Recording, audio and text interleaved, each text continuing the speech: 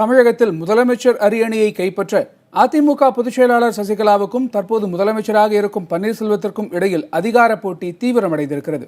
நொடிக்கு நொடி அரசியல் காட்சிகள் மாறிக்கொண்டே இருக்கும் இச்சூழலில் மக்களின் ஆதரவு உண்மையிலேயே யாருக்கு இருக்கிறது என்பது குறித்து பொதுமக்களின் எண்ண ஓட்டத்தை அறிய விரும்பியது புதிய தலைமுறை.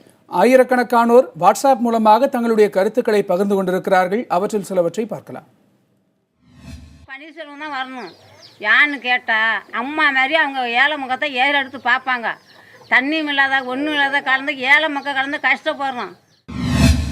உடனடியாக ஆளுநர் சட்டமன்றத்தை கூட்டி பெரும்பான்மை யாருக்கு என்று நிரூபித்தல் வேண்டும். பன்னீர்செல்வத்துக்கு ஆதரவு நிறைய இருக்குது.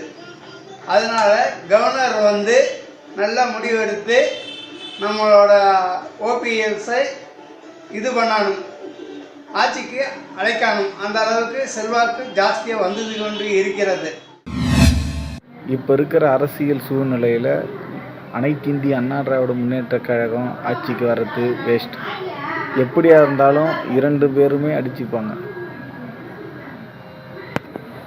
ஆகையால் எதிர்க்கட்சியாக இருக்கக்கூடிய திராவிட முன்னேற்றக் கழகத்திற்கு அந்த வாய்ப்பினை வழங்கும்படி ஆளுநர் அவர்களுக்கு புதிய தலைமுறையின் வாயிலாக நான் தெரிவித்துக் கொள்கிறேன்.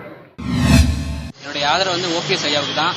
அடுத்து ஆளுநர் என்ன முடிவு எடுக்கணும்னா அவரோட ராஜினாமா கடிதத்தை திரும்ப கொடுக்கணும். இல்லைன்னா சொத்து குவிப்பு வழக்கு தீர்ப்புக்கு பிறகு அவர் சட்டசபையில் முதலமைச்சரை தேர்ந்தெடுக்கணும். இதுதான் என்னுடைய கருத்து.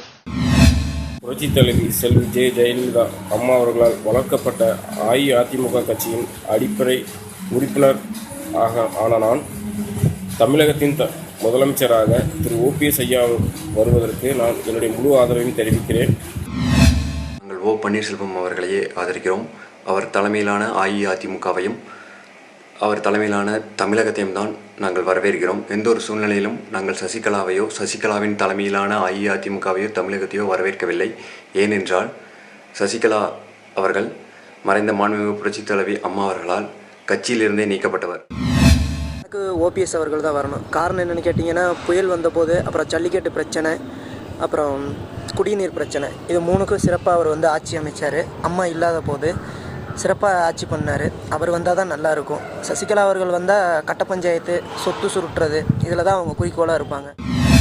இதுக்கு தேவை ஒரு நிலையான சிஎம். அது யாராக இருக்க முடியும்னா திரு ஓ பன்னீர்செல்வம் அவரை தான் இருக்க முடியும்னு நாங்கள் நினைக்கிறோம். ஏன்னா அவர் பார்த்திங்கன்னா ரொம்ப டவுன் டு எர்த் பர்சன். அவர் மேலே எந்த கேஸும் இருக்குன்னு இது வரைக்கும் யாரும் சொல்ல முடியாது. இவர் அடிச்சாங்க சொல்ல முடியாது. அவர் ரொம்ப நல்லவர். அவர் அடுத்த 4 வருஷம் நிலையான ஆட்சி வேணும்னு ஆஸ் அ யங்ஸ்டர் நான் ஆசைப்பட்றேன். ஊடகங்கள் எல்லாம் ஒரு நல்லா உண்மையை செயல்பட்டு முதலமைச்சரை கொண்டு வாங்க. அதாவது அனுபவமே சிறந்தது. அதனால் ஓபிஎஸ் அவர்கள் தான் மறுபடியும் முதலமைச்சராக வர வேண்டும். இதுதான் நீங்கள் ஆதரவு.